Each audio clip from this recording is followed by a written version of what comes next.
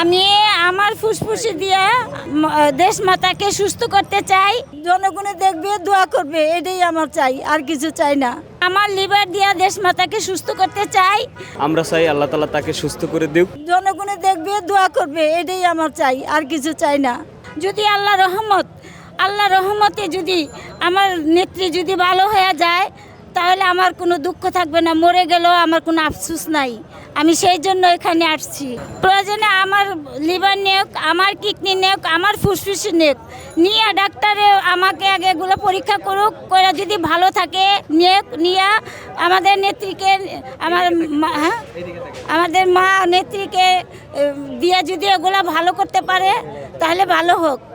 আমি চাই যে আমার মা আমার এগুলো নিয়ে যদি ভালো থাকে, ফিরে সবার মাঝে আসে, ছেলেদের পিছনে আসে। একটা ছেলে তো নাই, আরেকটা ছেলের পিছনে আসে, বউ নাতি নাতকুদের পিছনে আসে, তাহলে জনগণে দেখবে, দোয়া করবে, এটাই আমার চাই, আর কিছু চাই না। আমি সহ আমার দলের নেতাকর্মী যারা আছে সবাই তাকে ভালোবাসে। সেই ভালোবাসার টানে আমরা পটুয়াখালী সদর উপজেলা ছোটবিঘা ইউনিয়ন থেকে আমরা 2 বন্ধু এসেছি। আমরা দলের ক্ষুদ্র 2 জন কর্মী। আমরা চাই আল্লাহ তাআলা তাকে সুস্থ করে দিক এবং আমাদের মাঝে ফিরে আসুক, এবং বাংলাদেশে তার সর্বোচ্চ অবদান আছে। আর দেশবাসীর কাছে আমাদের পক্ষ থেকে অনুরোধ থাকবে, সবাই যেন দেশের নেত্রীর জন্য দোয়া করে, আল্লাহ তাআলা তাকে তাড়াতাড়ি সেবা দান করুক। এই 4-5 দিন ধরে বেশি অসুস্থ, এই জন্য আমরা 2 বন্ধু ওই পটুয়াখালী সদর ছোটবিঘা ইউনিয়ন থেকে আসছি তার শুধু দেখার জন্য। আমরা কামনা করি খুব দ্রুত আল্লাহ তাআলা তাকে সুস্থ করে আমাদের মাঝে ফিরিয়ে দেখ।